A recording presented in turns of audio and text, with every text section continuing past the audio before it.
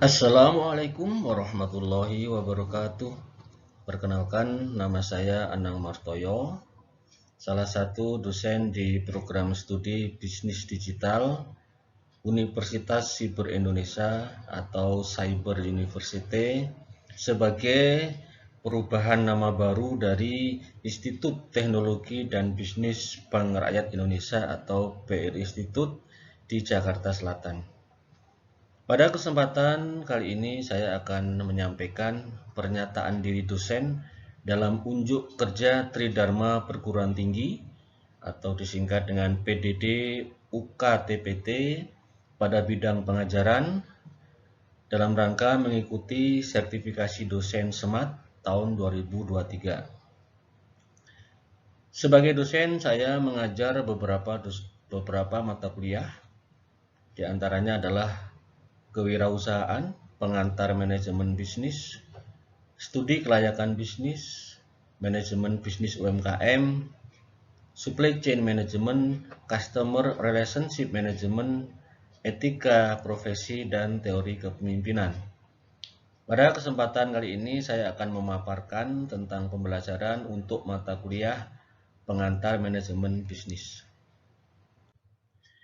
Adapun outline-nya adalah identitas dan deskripsi mata kuliah, capaian pembelajaran mata kuliah atau CPMK, materi pembelajaran dan referensi, sistem pembelajaran, metode pembelajaran, sistem penilaian, dan ada contoh video pembelajarannya.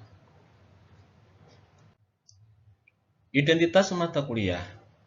Nama mata kuliah pengantar manajemen bisnis sebagai mata kuliah teori disingkat dengan pengamen BIS dengan bobot mata kuliah 3 SKS, kode mata kuliah 0011, diajarkan pada semester 3 dan bersifat mata kuliah wajib.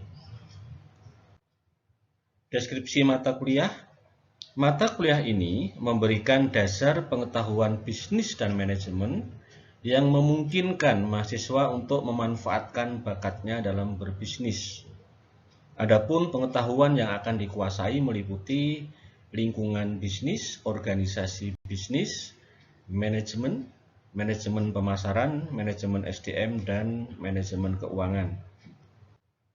Capaian pembelajaran mata kuliah. Mahasiswa diharapkan mampu menjelaskan tentang bisnis dan lingkungannya, organisasi bisnis dan konsep memulai bisnis baru, manajemen efektif, manajemen produksi, pemasaran, SDM dan keuangan, serta pengembangan bisnis. Ya, adapun materi pembelajarannya adalah pada pertemuan ke-1 dan kedua, bahan kajiannya bisnis dan lingkungannya meliputi materi pembelajaran ruang lingkup bisnis dan kondisi ekonomi saat ini.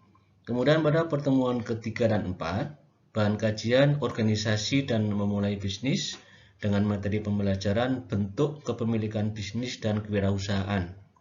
Pada pertemuan ke-5 sampai ke-7, bahan kajian manajemen dengan materi pembelajaran adalah manajemen efektif, struktur organisasi dan produktivitas dan kualitas. Kemudian pada pertemuan ke-9 sampai ke-10, bahan kajiannya mengelola SDM dengan materi pembelajaran memotivasi karyawan, perekrutan, pelatihan, dan evaluasi karyawan. Pada pertemuan ke-11 sampai ke-13, bahan kajian pemasaran dengan 3 pertemuan, materi pembelajarannya adalah membuat dan menetapkan harga produk, distribusi produk, dan promosi. Dan terakhir pada minggu ke-14 sampai 15, bahan kajiannya adalah manajemen keuangan dengan materi pembelajaran akuntansi dan pembiayaan serta pengembangan bisnis.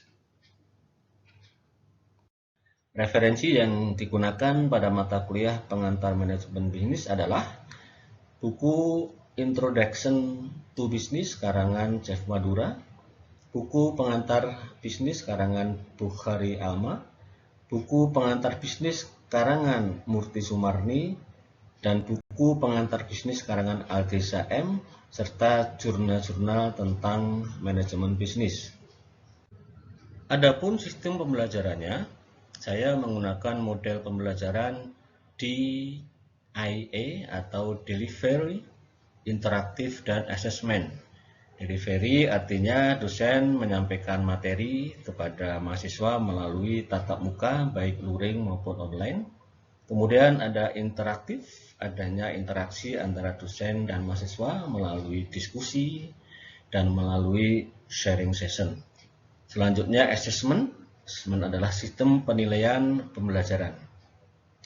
Dosen pengampu pada mata kuliah pengantar manajemen bisnis itu tim teaching, ya, terdiri dari 3 dosen, kemudian jumlah pertemuannya 16 tatap muka, dengan beban waktu pembelajaran 3 SKS terdiri dari 3 kali 50 menit tatap muka, 3 kali 60 menit belajar terstruktur, dosen memberikan tugas untuk dikerjakan ke mahasiswa, dan 3 kali 60 menit belajar mandiri, mahasiswa belajar mandiri. Ini dilakukan per minggunya. Kemudian sinkronus melalui tatap muka baik luring maupun online. Asinkronus melalui learning management system yang dimiliki oleh Cyber University, yaitu MyCyber. Selanjutnya sumber pembelajarannya berupa PPT, modul, video, dan buku penunjang lainnya. Berikut adalah tampilan MyCyber.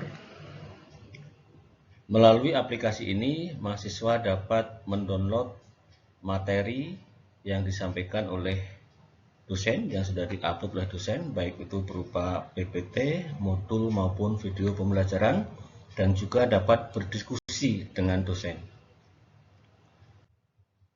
Kemudian untuk metode pembelajaran, saya menggunakan kuliah atau tutorial. Kemudian melalui small group discussion, di mana mahasiswa membentuk kelompok terdiri dari 5 sampai 10 mahasiswa untuk melakukan pembahasan tentang satu topik yang diberikan oleh dosen. Kemudian cooperative learning, artinya mahasiswa berinteraksi dengan sesama mahasiswa untuk melakukan diskusi, membahas satu topik. Kemudian discovery learning, artinya mahasiswa mencari dan mengumpulkan informasi yang ada di lapangan untuk selanjutnya dideskripsikan ke dalam sebuah ilmu pengetahuan. Kemudian problem based learning, artinya mahasiswa mencari, mengumpulkan, dan memanfaatkan informasi yang didapat di lapangan untuk memecahkan masalah yang diberikan secara faktual oleh dosen. Selanjutnya sistem penilaian. Nilai akhir mata kuliah pengamen BIS terdiri dari kehadiran 10%, tugas 20%, UTS 30%, dan UAS 40%. Nilai tersebut kemudian dikonversi ke dalam tabel nilai. Misalnya untuk nilai skor 80-100, indeks prestasinya 4 dengan nilai mata kuliah A. Atau misalnya nilai 68 sampai 73,99 dengan indeks prestasi 3, nilai mata kuliah B, dan seterusnya. Berikut akan ditampilkan contoh video pembelajarannya. Assalamualaikum warahmatullahi wabarakatuh. Selamat pagi adik-adik sekalian. Pagi, Pak. Pagi, Pak. Oke. Baik, ketemu lagi di perkuliahan pengantar manajemen bisnis. Kali ini kita sudah sampai di pertemuan ke-13 ya. Pertemuan ke-13. Pertemuan sebelumnya kita bahas tentang bagaimana kita membuat produk dan menetapkan harga. Kemudian kita juga sudah bahas tentang distribusi produk atau jasa yang kita buat, dan saatnya sekarang kita akan bahas tentang promosi ya. Nah, ini dari dalam bisnis itu pasti ada yang namanya creating and pricing produk. Jadi membuat produk, meng-create sebuah produk, kemudian menetapkan harganya. Meng-create artinya kita membuat produk yang berkualitas. Ya. Produk yang berkualitas dengan harga yang terjangkau. Karena dua hal ini merupakan upaya untuk kita membuat produk jasa kita itu memiliki keunggulan kompetitif. Keunggulan kompetitif artinya mampu bersaing dengan produk atau jasa dari pesaing. Ya. Setelah produk kita buat dan kita tetapkan harganya sesuai dengan tentu kemampuan dari segmen pasar kita, kemudian dilakukan distribusi, distribusi pemasaran. Kalau dalam bauran pemasaran namanya place, tempat. Jadi Putri atau Jendri kalau punya usaha bisa misalnya buka tokonya, karena toko itu salah satu upaya kita untuk mendistribusikan produk. Ya, selain toko mungkin bisa juga kita menggunakan misalnya marketplace, ya, kita pakai toko online. Sama tujuannya adalah untuk menghantarkan produk itu kepada konsumen. Ya, nah itu setelah itu produk kita buat, kemudian harga kita tetapkan, kita distribusikan. Nah, jangan lupa bahwa sebagus-bagusnya produk ya, semurah-murahnya harga produk, ya kan? Dan sebagus-bagusnya toko, kita punya toko yang di-display sehingga menarik ya. Tapi kalau nggak ada promosi itu belum lengkap. Karena kita perlu kita sampaikan produk dan jasa yang kita buat. Ya. Makanya ini menjadi satu kesatuan. Makanya menurut Kotler ini disebut dengan bauran pemasaran.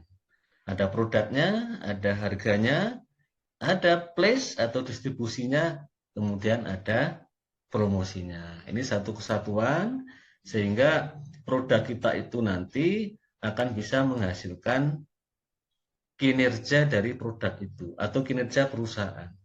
Apa itu kinerja perusahaan atau kinerja bisnis? Yang pertama tentu kita bisa meningkatkan penjualan. Ya, karena ukuran dari kinerja bisnis adalah meningkatkan penjualan atau pertumbuhan penjualan.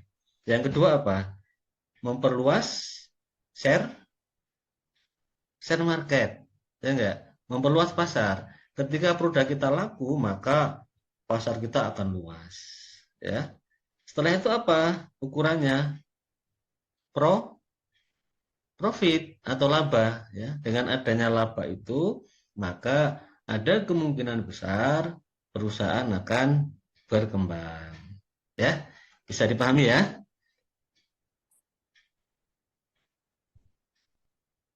Bisa, Pak. Oke, siap.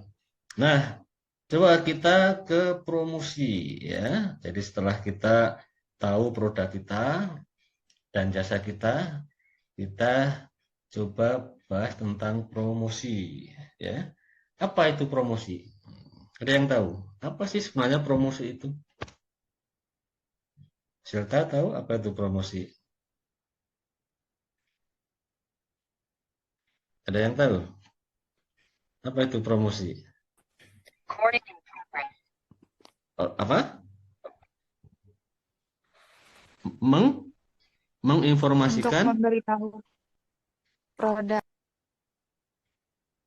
Oke, jadi promosi adalah mengkomunikasikan produk atau jasa. Apa yang dikomunikasikan? Apa yang dikomunikasikan? Ayo, apa Jen? Apa yang dikomunikasikan dari produk itu? Satu, keunggulannya, ya enggak? Keunggulan produk itu yang diinformasikan kepada konsumen atau pelanggan.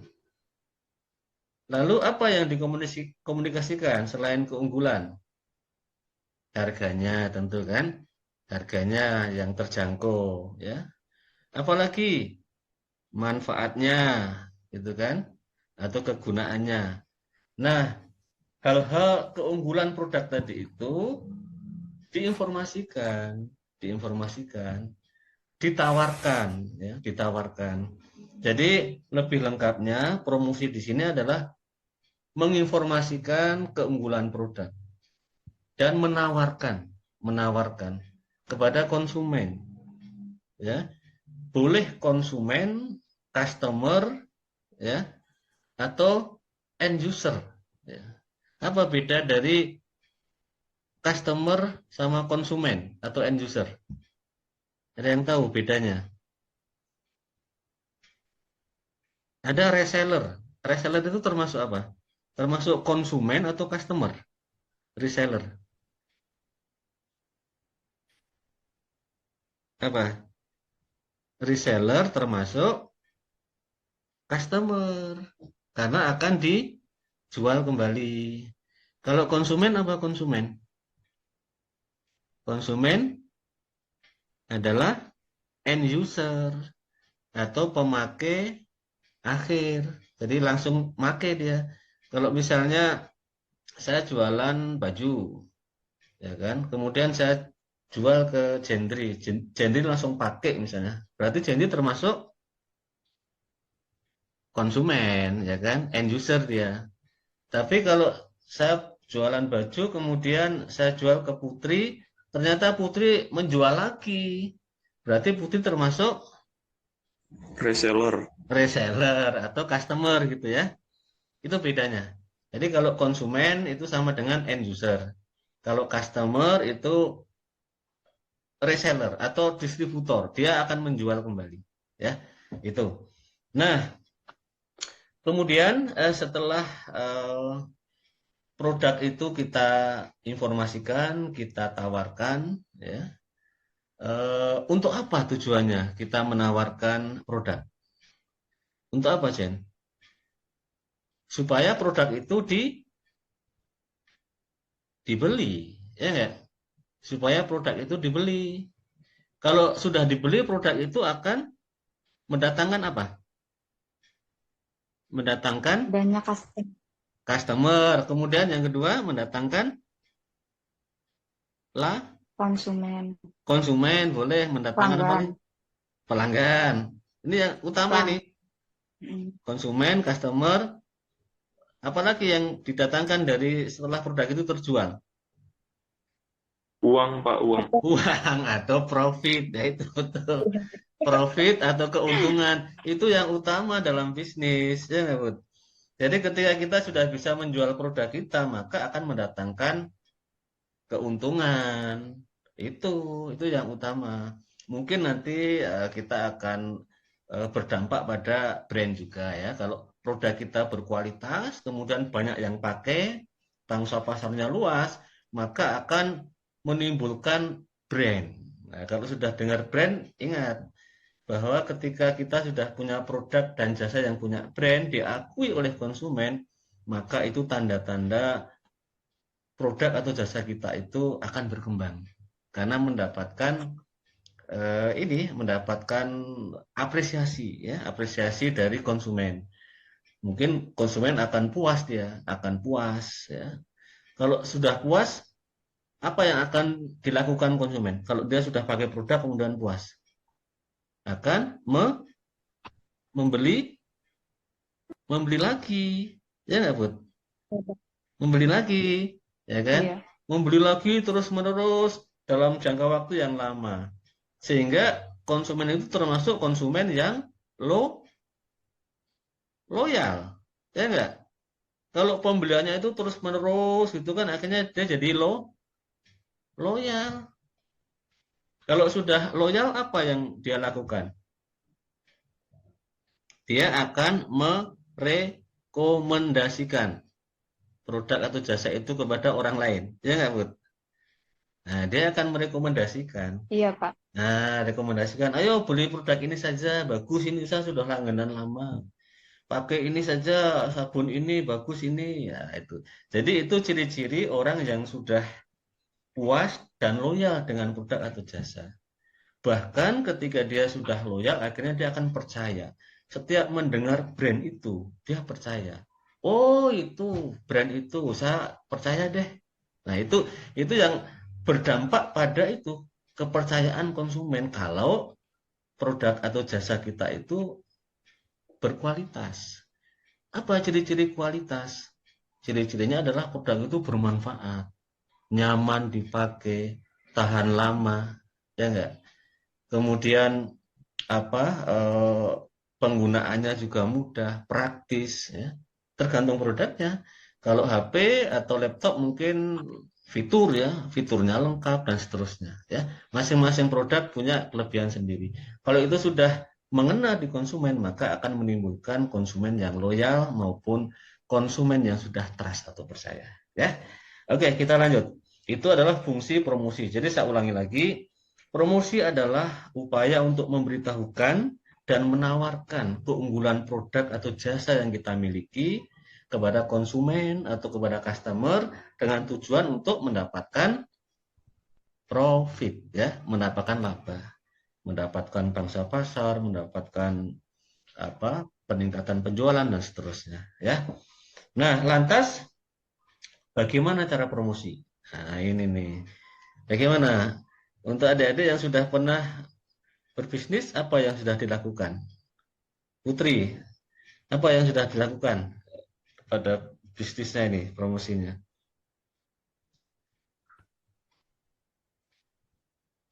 Apa, Put? Selama ini bagaimana promosinya?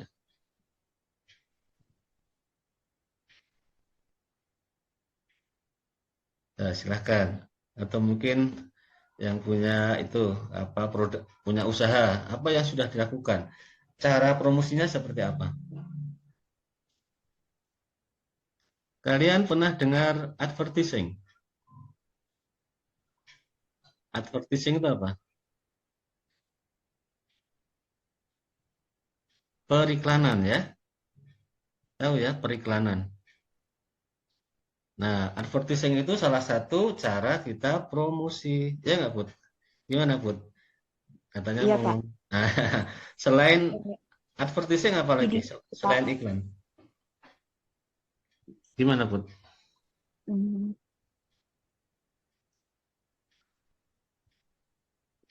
Apalagi? Dia penjualan tatap muka gitu, Pak, kayak personal selling. Yes, that's right. Personal selling, ya. Jadi kita menjual langsung kepada konsumen atau customer. Atau syukur-syukur kita punya salesman atau SPG. Jadi itu bisa menjual langsung ke konsumen. Oke, udah dua nih. Jadi iklan, kemudian personal selling, apalagi cara penjualan, cara promosi. Kayak publikasi sih, Pak, dipublikasi lewat sosial media. Yes, jadi public relation, ya. Jadi kita menginformasikan produk kita, menawarkan produk kita melalui sosial media, ya. Itu termasuk bagian dari public relation, ya, Bud, ya. Atau mungkin ada event marketing atau event promotion. Contohnya apa? Kalau misalnya ada gebiar musik, ya, Jen, ya, gebiar musik, kemudian ada sponsornya misalnya, itu kan otomatis dia menawarkan produk sebenarnya. Ya, itu event-event itu digunakan untuk mempromosikan produk. Ya, atau mungkin ada kita menyampaikan di TV, ya, di TV atau di koran barangkali kita menyampaikan produk baru misalnya. Contoh misalnya ada produk otomotif, ya, produk mobil atau motor listrik misalnya. Nah, dia melakukan conference, ini loh produk motor listrik baru. Nah, ini kan salah satu upaya untuk mempromosikan. Ya, sudah 3 nih. Satu lagi deh. Jadi tadi iklan sudah, kemudian personal selling sudah, public relation sudah. Satu lagi apa? Ayo. Direct market. Direct market pemasaran boleh. Langsung. Udah ya? Ya, direct market kita biasanya menggunakan bisa email atau bisa mungkin apalagi pun untuk direct marketnya, ya. Jadi kita penjualan langsung, ya, to the point, ya, langsung ke konsumen, ya. Boleh direct market, direct, ya, direct promotion, promosi langsung. Ini yang sering kita dengar, ya, karena adik-adik kalau pernah dengar enggak ada produk yang ada diskonnya, ada hadiahnya gitu. Pernah, ya, pernah membeli produk, pernah membeli produk, terus dapat diskon, dapat hadiah gitu, ya, Put, ya. Itu namanya Pak. Sales promotion. Jadi promosi penjualan, ya, promosi penjualan. Beli misalnya Rinso, ya, gimana, Put? Kayak di mall kalau misalnya kayak promo buy one get one gitu. Yes, betul sekali. Sales juga, kan? Ya, itu namanya sales promosi. Jadi beli Rinso dapat piring, promosi dia dengan apa memberikan hadiah ya. Itu adalah cara-cara promosi ya. Saya mau nanya, Pak, Boleh. bagaimana cara kita meningkatkan kualitas keunggul- keunggulan produk kita gitu? Oke, sip. Nah, pertanyaan bagus. Jadi untuk meningkatkan kualitas atau keunggulan produk dan jasa milik kita, tentu kita harus tahu, Bud, apa yang menjadi kebutuhan dan keinginan konsumen, Bud. Ya kan? Jadi ketika kita bisa memenuhi keinginan, kebutuhan dari konsumen dengan menginovasi produk kita, maka sudah barang tentu produk kita menjadi berkualitas. Karena saya yakin konsumen pasti minta yang terbaik, gitu kan? Jadi kita ini saja sharing ya, kita bertanya kepada konsumen ya, atau pelanggan kita melalui customer relationship management itu ya, kita bertanya apa kira-kira kurangnya produk kita seperti apa. Nah, setelah kita mendapatkan informasi itu, baru kita inovasi ya. Itu cara yang pertama. Kemudian cara yang kedua, tentu kita melakukan riset, Bu. Kita lakukan riset atau observasi barangkali bagaimana cara meningkatkan kebermanfaatan dari produk kita. Ya, kalau produk kita makanan, tentu ya kita akan tetap mempertahankan cita rasa. Yang kedua, mungkin kita akan membuat varian dari produk kita, ya kan? Sudah cita rasanya bagus, kemudian kita bikin lagi varian produk yang tentu saja itu kan menarik buat konsumen ya untuk dicoba ya. Nah, jadi kita menginovasi produk kita ya melalui cara tadi itu dengan meningkatkan manfaat atau mungkin kemudahan atau mungkin kepraktisan ya. Sangat tergantung pada produk yang kita jual. Itu Food ya. Sehingga produk kita berkualitas atau mungkin meningkatkan daya tahan. Meningkatkan daya tahan itu bisa juga sebagai apa namanya salah satu dimensi dari kualitas produk. Jadi durability-nya atau daya tahannya lama misalnya. Itu Food. Ya. Baik, Pak. Oke, Terima sip. kasih, Pak. Ya. Oke, ini adik-adik bauran pemasaran. Jadi bauran pemasaran itu tadi terdiri dari iklan, penjualan pribadi, promosi, penjualan, ya, kemudian hubungan masyarakat atau public relation. Ya, ini tiga atau mungkin bisa 4, 5 bauran pemasaran ini menurut Kotler ini menjadi apa? Menjadi salah satu strategi yang ampuh ya untuk bisa meningkatkan penjualan dan selanjutnya akan meningkatkan profit dari usaha kita. Ya. Oke, itu saja barangkali yang bisa saya sampaikan ya. Kita nanti minggu depan kita sambung dengan eh, pembahasan yang lain ya. Ya. Baik, terima kasih adik-adik atas kehadirannya. Terima kasih atas atensinya ya. Mohon maaf kalau ada kekurangan ya. Saya akhiri. Assalamualaikum warahmatullahi wabarakatuh.